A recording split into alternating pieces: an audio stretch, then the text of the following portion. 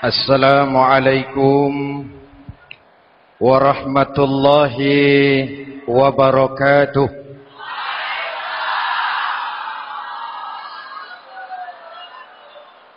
Alhamdulillahi rabbil alamin. Wassalatu wassalamu ala asyrafil mursalin Sayyidina wa maulana Muhammadin wa ala alihi wa sahbihi ajma'in, amma ba'du. Saudara-saudara kaum muslimin yang berbahagia, hadirin,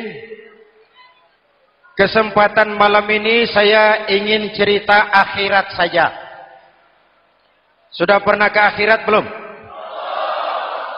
Mau? Kalau mau saya daftar, besok berangkat.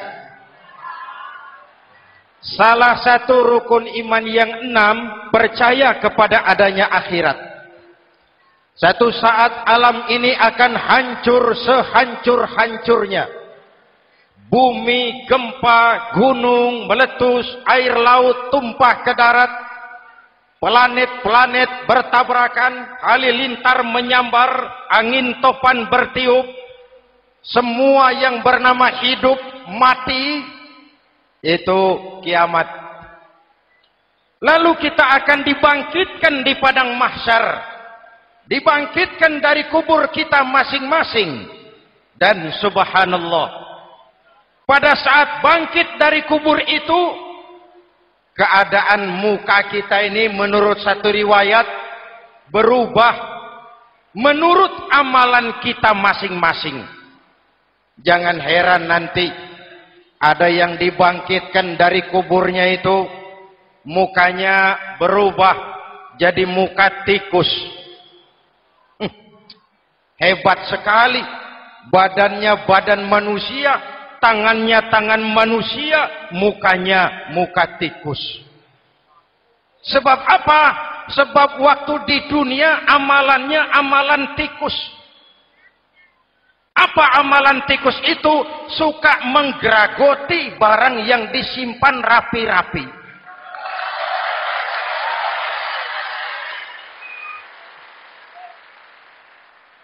Itu nanti koruptor-koruptor yang menggeragoti uang rakyat,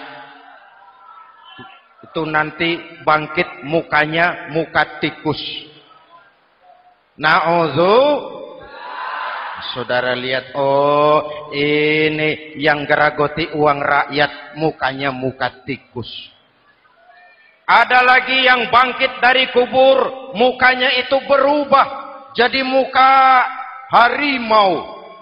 Kenapa? Waktu di dunia amalannya amalan harimau. Apa harimau itu? Mau menang sendiri, keras kepala, kupeh. Di mana ada hutan, rajanya pasti harimau. Padahal hutan belum pernah bikin pemilihan umum. Betul?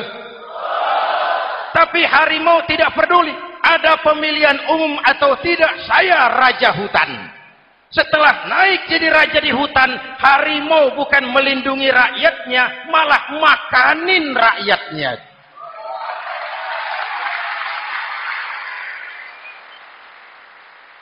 Orang-orang yang mau benar sendiri. Ada lagi yang bangkit dari kubur gagah, mukanya muka ketek. Sebab apa? Waktu di dunia amalannya amalan ketek. Apa ketek itu? Rakus, serakah, tamak. Coba, ketek itu kasih pisang, dimakan. Berikan lagi, pegang. Berikan lagi, kakinya yang megang. Temannya diberikan, masih dirampas juga. Ketek. Serakah. Kalau mental ketek masih gentayangan di republik ini, maka pemerataan cuman akan jadi dongeng. Kaum muslimin yang berbahagia, pada saat itu di akhirat nanti, setiap orang sibuk dengan urusannya sendiri-sendiri. boleh jadi setiap kita lalu akan dimintakan pertanggungjawaban jawab. Boleh jadi orang tua tidak sempat lagi mengingat anaknya, saudara tidak lagi sempat memikirkan saudaranya. Tiap orang akan dimintakan pertanggungjawaban jawab. Dalam kondisi seperti itu, Rasulullah mengajarkan sab'atun yudhilluhumullahu yawma la dhilla illa zilluh. Ada 7 golongan manusia yang di akhirat nanti akan langsung mendapat perlindungan dari Allah Subhanahu wa taala. Orang lain sibuk, dia tenang. Orang lain resah dan gelisah, dia ayem. Kenapa? Mendapat perlindungan dari Allah. Sebab ketika di dunia ia memberikan perlindungan kepada orang banyak. Siapa mereka? Mudah-mudahan kita termasuk salah satu di dalamnya. Mencari perlindungan Allah lebih-lebih dalam situasi sekarang ini. Pertama, imamun adil yang akan mendapat perlindungan langsung dari Allah adalah pemimpin yang adil. Sebab apa? Pemimpin yang adil melindungi banyak rakyat, maka pantas di akhirat dilindungi oleh Allah Subhanahu. Kita ini kan zon politikan. Kita ini makhluk yang tidak mungkin hidup sendiri-sendiri. Untuk melaksanakan hajat bersama, kita memerlukan pemimpin. Memilih pemimpin itu tidak sulit. Dalam fikih, ketika sholat, itu dijelaskan bagaimana cara memilih imam. Siapa yang diangkat jadi imam? Pertama, a'lamuhum. Orang yang paling alim di kampungmu siapa? Angkat jadi imam. Yang paling alim, paling menguasai persoalan, sehingga bisa membawa bangsa keluar dari kesulitan. Pemimpin yang bisa menyelesaikan masalah, bukan yang menimbulkan masalah.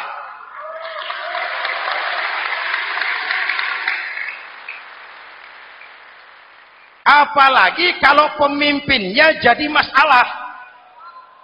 Bagian dari masalah. Ini namanya pengurus jadi urusan. A'lamuhum. Pak, di kampung saya ada 2 orang. Alimnya sama. Yang mana yang jadi imam? Afsahuhum. Yang lebih fasih lidahnya. Yang paling pandai menyuarakan aspirasi rakyatnya. Punya sense of crisis. Yang satu alim tapi pelo. Yang satu alim tidak pelo. Yang tidak pelo jadi imam. Kenapa? Tidak sah orang fasih bermakmum kepada imam pelo. Pak, ini imam pelo, makmum pelo semua. Sah. Namanya kampung pelo. Aduh Pak, ini 2 orang alimnya sama, fasihnya sama. Yang mana yang jadi imam? Aktsaruhum sinnan, yang lebih tua umurnya, senioritas baru dihitung. Lahirnya bareng Pak.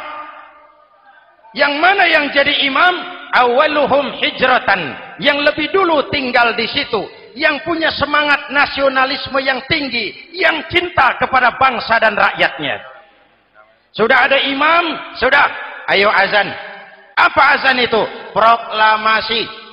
Salat mau dimulai. Sudah azan? Sudah. Qobliyah 2 rakaat. Qobliyah. Apa qobliyah itu? Dulu ada namanya Panitia Persiapan Kemerdekaan Indonesia. Qobliyah. Sudah qobliyah? Sudah. Luruskan shaf. Atur barisan yang lurus. Rapatkan barisan. Apa ini? Bentuk pemerintahan yang kompak, bersih, berwibawa.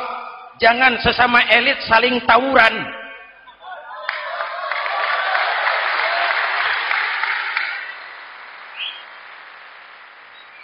Luruskan shaf.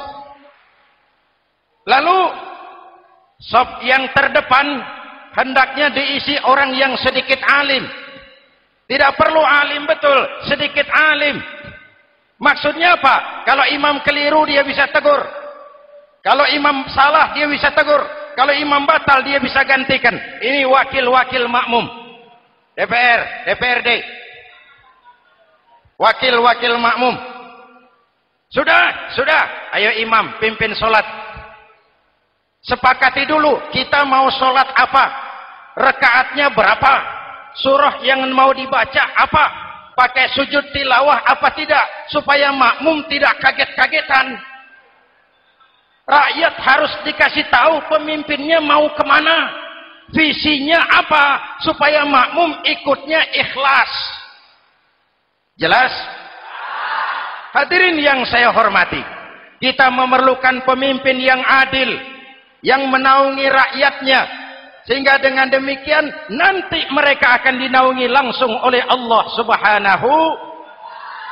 Mudah-mudahan Allah memberikan kepada kita rakyat dan bangsa Indonesia ini pemimpin yang adil. Saya yakin perjalanan waktu akan mengantarkan kita di mana orang-orang akan terbuka topengnya, sehingga akan jelas mana pembela rakyat, mana penyengsara rakyat.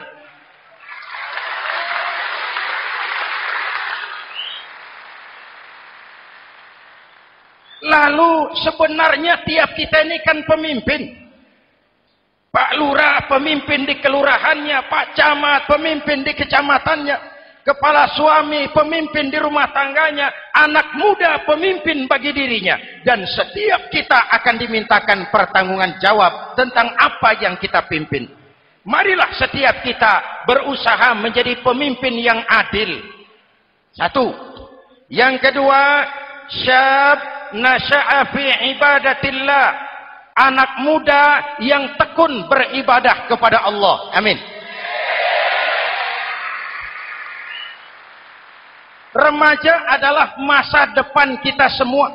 Akan bagaimana Republik Indonesia, bahkan akan bagaimana Islam di Republik Indonesia 20, 30, 40 tahun yang akan datang, anak-anak kita jawabannya. Jelas? Maka menghancurkan Islam tidak usah menyegel masjid, tidak usah menutup pesantren, tidak perlu melarang pengajian, cukup dengan meracuni remaja dan pemuda Islam, menjauhkan mereka dari agama dan ulama. Kalau mereka sudah jauh dari agama dan ulama, tinggal menunggu pergantian generasi.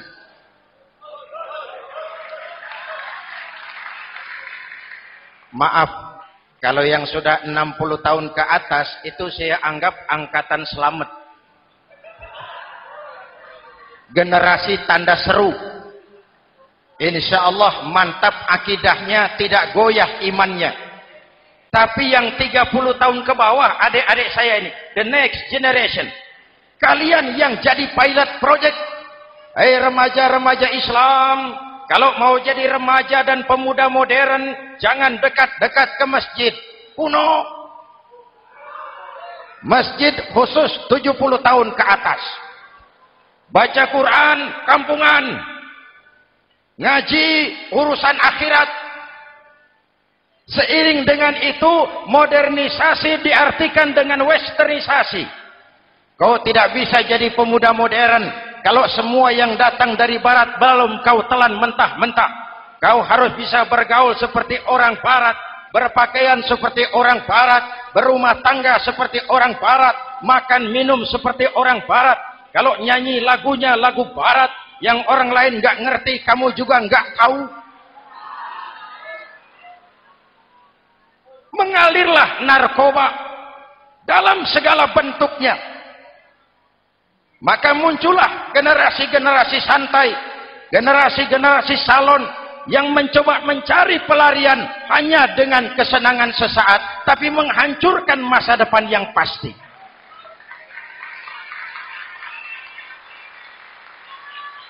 Maka mengalirlah free love, free sex, Samenleben, hidup bersama di luar nikah alias kumpul.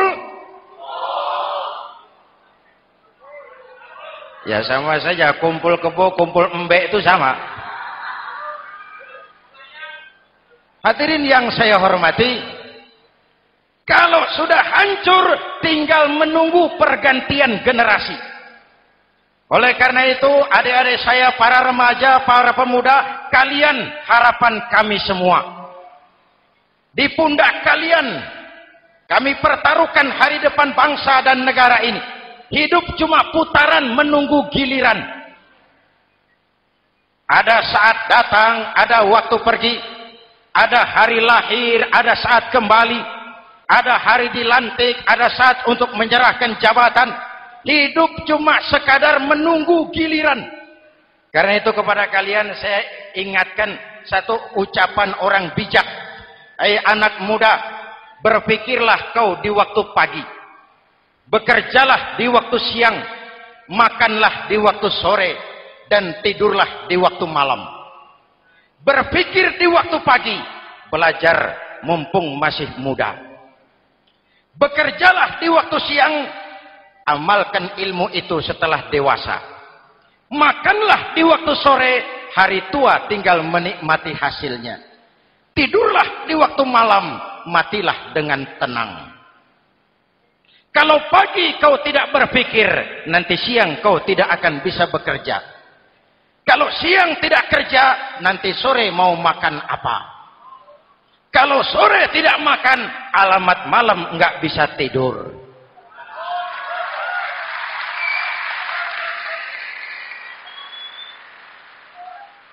Kalau waktu remaja, waktu muda maunya santai-santai saja, dewasanya bingung. Kalau dewasanya bingung, hari tua terlunta-lunta. Kalau hari tua terlunta-lunta, matinya menteleng. Maka lebih baik makan singkong betulan daripada makan roti mimpi. Ayo, makan singkong betulan, makan roti mimpi, lebih bagus mana? Lebih bagus makan roti betulan. Kalau perlu, lebih baik sekolah sambil dagang koran, sekolah sambil parkir mobil, sekolah sambil semir sepatu, daripada petatang peteteng tanpa prospek hari depan yang ada artinya.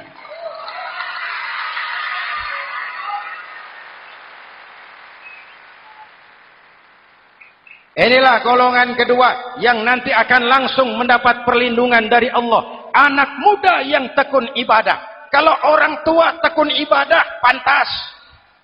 Orang tua rajin ibadah, tidak istimewa. Masya Allah Pak, itu orang tahajudnya hebat, wirid yasinnya mantap, puasanya luar biasa, zikirnya mantap. Umurnya berapa? 70. Wajar. Lalarwi sanjo. Sudah larut senja. Kalau 70 masih jadi preman, kapan tobatnya? Tapi kalau ada anak muda, darahnya masih mengalir dengan panas, keinginannya masih sejuta khayal, dia bisa salurkan di jalan Allah, itu amat disukai Allah, dan itu akan mendapat perlindungan langsung dari Allah Subhanahu. Hadirin kaum muslimin di seluruh tanah air yang saya cintai, sekarang kita sampai kepada golongan ketiga yang nanti dinaungi Allah. Itu siapa? Rajulun qalbuhu mu'allakun bil masajid. Seseorang yang hatinya selalu terpaut kepada masjid. Masjid memang tempat melaksanakan sholat, tapi lebih dari itu dia adalah pusat kegiatan umat. Umat Islam dengan masjid seperti ikan dengan air, tidak boleh berpisah. Sehingga ada hadis qudsi mengajarkan, inna buyuti fil ardil masajid wa inna zuwari fiha ummaruha. Rumahku di permukaan bumi adalah masjid. Orang-orang yang memakmurkan masjid adalah tamuku. Dari masjidlah terpancar semangat silaturahmi, dan itu yang sangat kita perlukan sekarang. Di tengah-tengah kerentanan kita sebagai bangsa, masjid harus jadi lem perekat. Di sini siapapun yang datang mengucapkan assalamualaikum, betul? Menebarkan salam, menebarkan rasa damai, bersalaman. Kata Nabi, ma min muslimaini yaltaqiyani fayatasafahani illa ghafarallahu dzunubahuma. Apabila dua orang Islam bertemu lalu bersalam-salaman, Allah akan menghapuskan dosa yang terjadi di antara kedua orang itu. Bangsa kita sedang rentan perpecahan. Benih-benih disintegrasi bertebaran di mana-mana. Maka mari kita kembali ke masjid untuk menyusun semangat kebersamaan, meluruskan saf, merapatkan barisan, dan menerjemahkannya di luar masjid. Ini ada kaitannya dengan faktor yang keempat, yang langsung dilindungi Allah. Siapa mereka? Rajulani tahabba fillahi ijtama'a alaihi wa tafarraqa alaihi. Dua orang yang bersaudara, bertemu karena Allah, berpisah karena Allah. Itu akan dilindungi langsung oleh Allah di hari akhirat nanti. Dua orang bersaudara, bertemu karena Allah, berpisah pun juga karena Allah. Tadi dalam perjalanan ke sini, saya melalui sebuah desa. Masih ada sisa-sisa tawuran antar desa. Saya tidak sebutkan desanya, itu rahasia perusahaan. Saya cuma prihatin, siapa lawan siapa? Siapa yang kita bakar rumahnya? Siapa yang kita sambiti dengan batu? Siapa yang kita rugikan? Padahal urusannya kadang-kadang sepele. Di satu desa misalnya, cuma urusan kaset jadi tawuran antar desa. Ini kan hal yang sangat sepele. Padahal Nabi mengajarkan dengan keras, kalau dua orang Islam saling bertengkar, al-qatil wal maktul finnar. Yang membunuh dan yang dibunuh, dua-duanya neraka. Sahabat bertanya, ya Rasul, kalau yang membunuh masuk neraka, pantas. Kenapa yang dibunuh neraka juga? Rasulullah senyum lalu berkata, yang dibunuh pun sudah punya niat membunuh. Cuma keduluan dibunuh. Andai kata tidak dibunuh, dia yang akan membunuh. Mari kita renungkan, kenapa sebagai bangsa kita seperti tercabut dari akar budaya kita. Kita jadi beringas, kita jadi brutal untuk hal yang sepele. Yang satu teriak Allahu Akbar, yang lain teriak Allahu Akbar. Siapa lawan siapa? Dulu Bung Tomo teriak Allahu Akbar, musuhnya londo. Sayyidina Hamzah, Khalid bin Walid teriak Allahu Akbar, yang dilawan kafir. Abu Jahal, Abu Lahab, Abu Sufyan. Sekarang si Ali lawan si Hasan, Hasan Allahu Akbar, Ali Allahu Akbar. Siapa lawan siapa?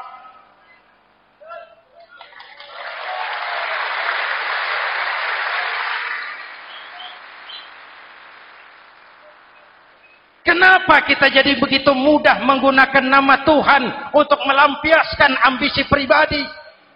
Kenapa Allahu Akbar yang begitu sakral kita lepas cuma untuk pelampiasan sebuah dendam?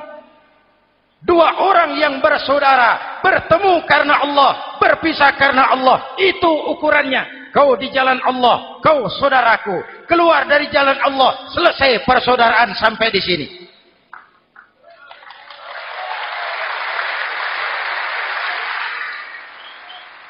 Hadirin, lewat mimbar ini saya kembali menekankan, mari kita pelihara kerukunan. Pertama, rukun antar umat seagama. Sesama muslim harus bersatu. Yuk, kita rukun yuk. Kita kompak yuk. Kita bersatu yuk. Sesama muslim, kaos boleh berbeda, boleh. Jaket boleh tidak sama, silakan. Paham politik boleh berbeda, boleh. Kau lewat sana, saya lewat sini, nanti kita ketemu di sana. Betul? Mari lapang dada menerima perbedaan, tetapi mengarah kepada satu tujuan yang sama. Walaupun bineka, kita ini tunggal. Seperti dilatih di masjid ini. Dua orang yang bersaudara, bertemu karena Allah, berpisah karena Allah. Hati-hati, di masyarakat sekarang ini kan lebih banyak tukang kompor daripada tukang lem. Tahu tukang kompor? hangati sana, panasi sini, bakar sana, sulut sini, terbakar kita, dia lari tepuk tangan. Udah capek kita rakyat diobok-obok, udah capek kita rakyat dialamatkan, dijadikan address. Semua kalau pidato demi rakyat, untuk rakyat, buat rakyat, padahal nggak pernah kenal sama rakyat. Kita cuma jadi alamat.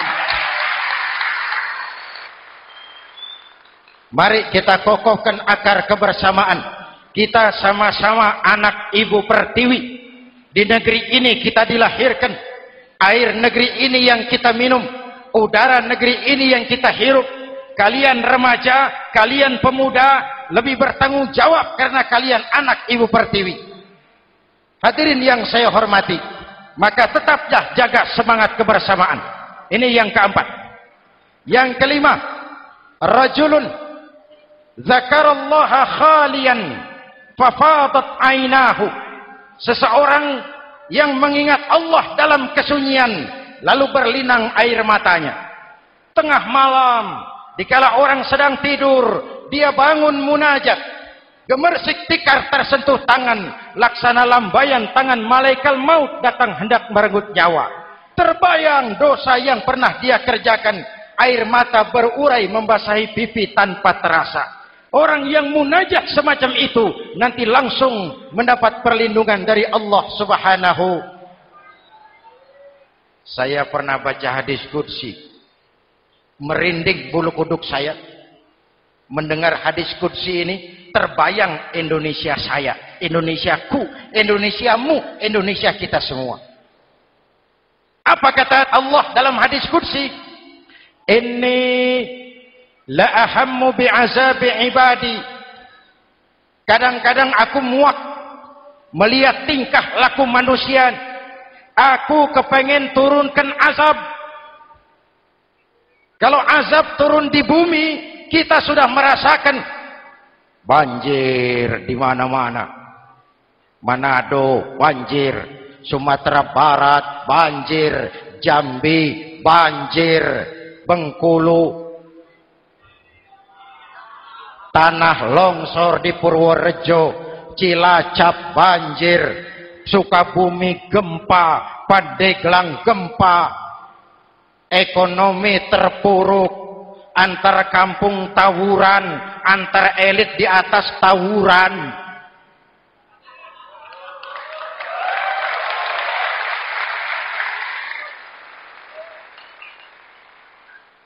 Hutang numpuk. 40% APBN kita ini sekarang cuma untuk bayar hutang. Itu pun dengan asumsi dolar 7.000, 9.000, artinya sekitar 50% APBN kita untuk bayar hutang. Untungnya sekarang ini yang agak menolong, harga minyak membaik di pasaran internasional. Hadirin yang saya hormati, ini lagi ngomong apa saya sih? Aku pengen turunkan azab, tetapi kata Allah, ketika aku melihat orang-orang tua yang sujud di keheningan malam, bayi-bayi tanpa dosa masih menyujud. Ada hadis qudsi mengajarkan, inna buyuti fil ardil masajid wa inna zuwari fiha ummaruha. Rumahku di permukaan bumi adalah masjid. Orang-orang yang memakmurkan masjid adalah tamuku. Dari masjidlah terpancar semangat silaturahmi. Dan itu yang sangat kita perlukan sekarang. Di tengah-tengah kerentanan kita sebagai bangsa, masjid harus jadi lem perekat. Di sini siapapun yang datang mengucapkan assalamualaikum. Betul?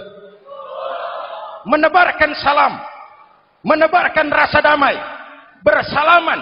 Kata Nabi, ma min muslimaini yaltaqiyani fayatasafahani illa ghafarallahu dzunubahuma.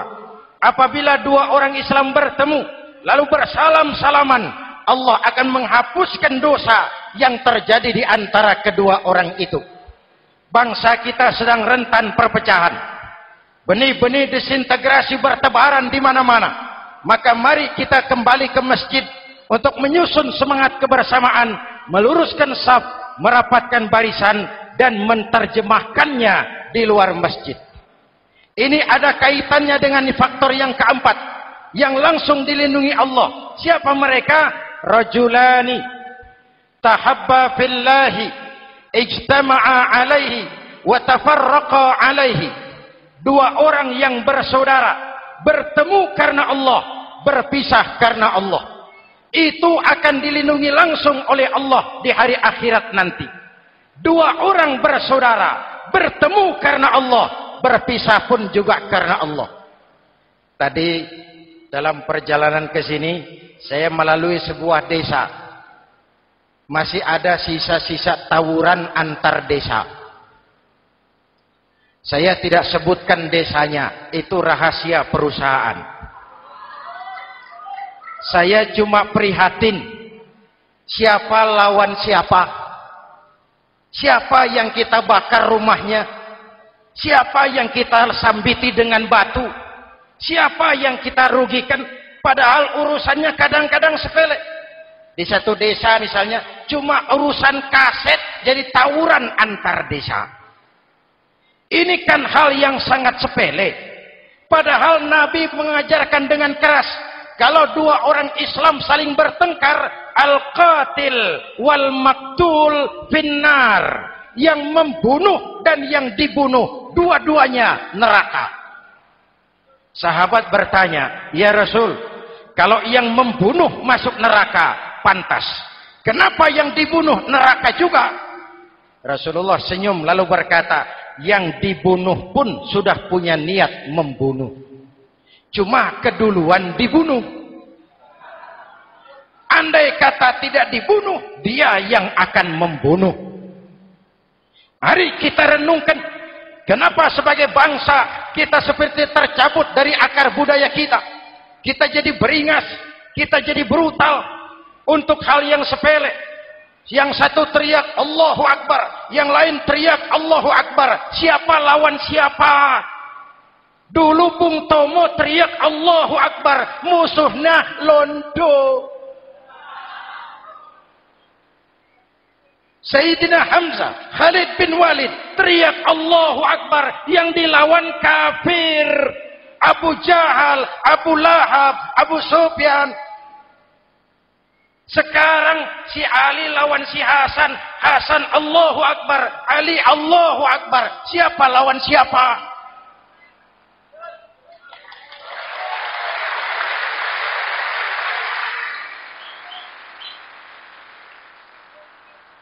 Kenapa kita jadi begitu mudah menggunakan nama Tuhan untuk melampiaskan ambisi pribadi?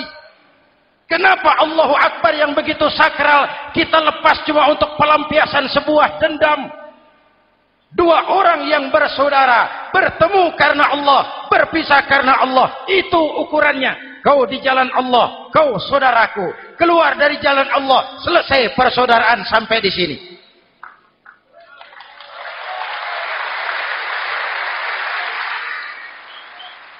Hadirin, lewat mimbar ini saya kembali menekankan, mari kita pelihara kerukunan.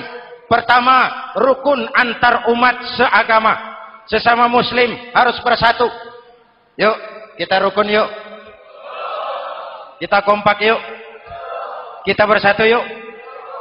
Sesama muslim, kaos boleh berbeda, boleh. Jaket boleh tidak sama, silakan. Paham politik boleh berbeda, boleh. Kau lewat sana, saya lewat sini, nanti kita ketemu di sana. Betul? Mari lapang dada menerima perbedaan, tetapi mengarah kepada satu tujuan yang sama. Walaupun bineka, kita ini tunggal. Seperti dilatih di masjid ini. Dua orang yang bersaudara, bertemu karena Allah, berpisah karena Allah. Hati-hati, di masyarakat sekarang ini kan lebih banyak tukang kompor daripada tukang lem. Tahu tukang kompor? Hangati sana, panasi sini, bakar sana, sulut sini. Terbakar kita, dia lari tepuk tangan. Sudah capek kita rakyat diobok-obok. Udah capek kita rakyat dialamatkan, dijadikan address. Semua kalau pidato demi rakyat, untuk rakyat, buat rakyat, padahal nggak pernah kenal sama rakyat. Kita cuma jadi alamat. Mari kita kokohkan akar kebersamaan. Kita sama-sama anak Ibu Pertiwi. Di negeri ini kita dilahirkan. Air negeri ini yang kita minum. Udara negeri ini yang kita hirup. Kalian remaja, kalian pemuda lebih bertanggung jawab karena kalian anak Ibu Pertiwi. Hadirin yang saya hormati, maka tetaplah jaga semangat kebersamaan. Ini yang keempat. Yang kelima, rajulun zakarallaha khalian fafadat ainahu. Seseorang yang mengingat Allah dalam kesunyian lalu berlinang air matanya. Tengah malam, dikala orang sedang tidur, dia bangun munajat. Gemersik tikar tersentuh tangan, laksana lambaian tangan malaikat maut datang hendak merenggut nyawa. Terbayang dosa yang pernah dia kerjakan, air mata berurai membasahi pipi tanpa terasa. Orang yang munajat semacam itu nanti langsung mendapat perlindungan dari Allah Subhanahu. Saya pernah baca hadis qudsi, merinding bulu kuduk saya mendengar hadis qudsi ini. Terbayang Indonesia saya, Indonesiaku, Indonesiamu, Indonesia kita semua. Apa kata Allah dalam hadis qudsi? Inni la ahammu bi'azabi ibadi. Kadang-kadang aku muak melihat tingkah laku manusia. Aku kepengen turunkan azab. Kalau azab turun di bumi, kita sudah merasakan banjir di mana-mana. Manado banjir, Sumatera Barat banjir, Jambi banjir, Bengkulu, tanah longsor di Purworejo, Cilacap banjir, Sukabumi gempa, Pandeglang gempa, ekonomi terpuruk, antar kampung tawuran, antar elit di atas tawuran.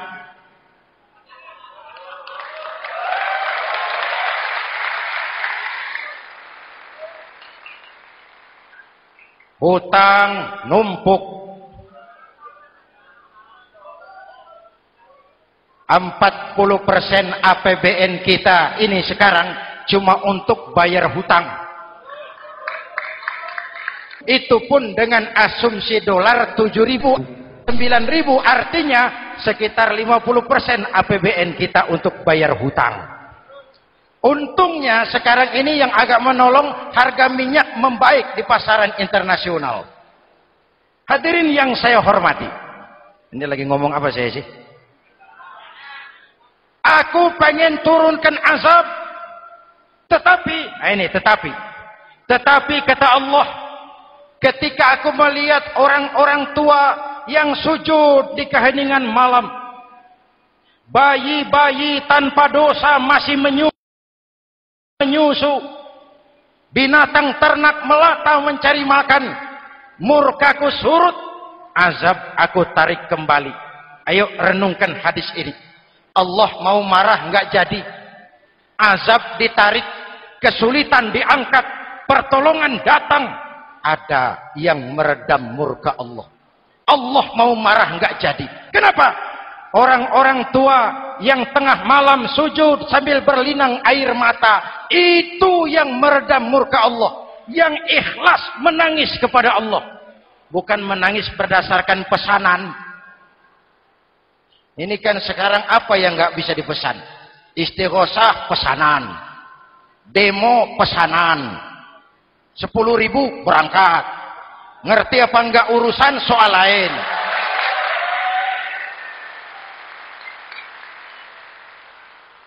Jadi bukan demonstran, pekerja demo.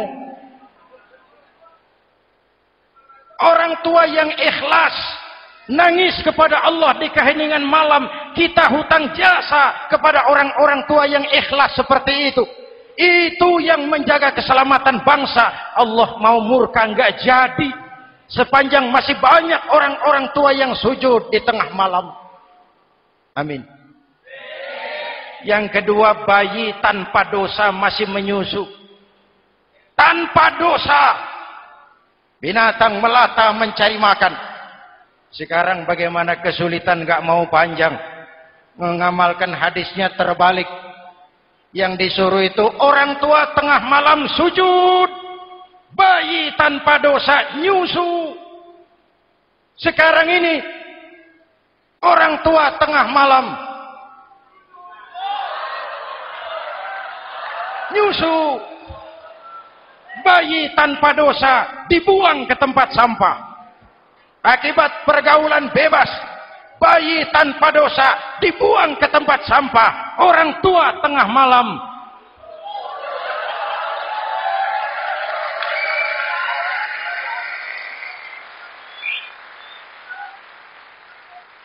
hadirin.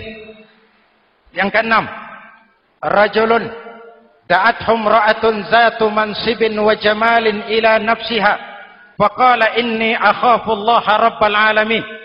Orang yang bermoral dibujuk rayu oleh perempuan cantik, lalu dia berkata, maaf, saya takut kepada Allah. Orang bermoral yang merasakan kehadiran Allah dekat dalam hidup.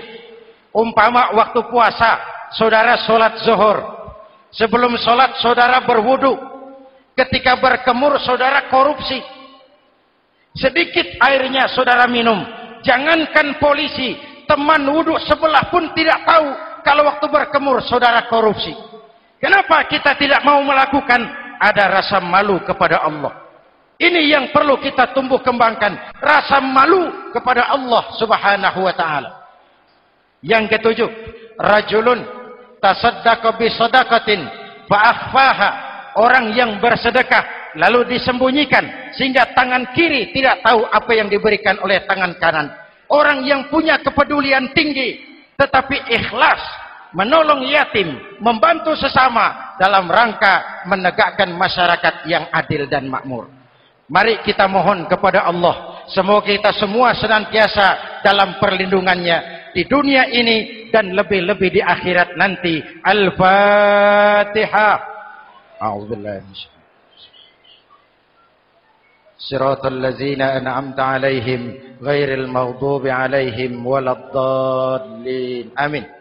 Bismillahirrahmanirrahim. Alhamdulillahirabbil alamin. Allahumma shalli ala Muhammad wa ala alihi wa sahbihi ajmain. Rabbana taqabbal minna salatana wa siyamana wa qiyamana wa takhashu'ana wa ta'abbudana wa tammim taksirana ya arhamar rahimin. Allahumma ja'alna minas su'ada'il maqbulin wa la taj'alna minal ashqiya'il mardudin. Rabbana zalamna anfusana wa illam taghfir lana wa tarhamna lanakunanna minal khasirin. Afdalu ma qultuhu ana wan nabiyuna min qabli la ilaha illallah.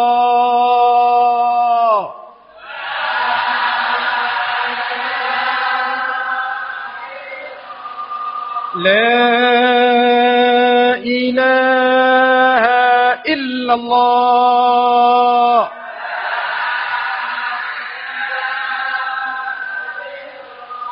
Muhammadur Rasulullah.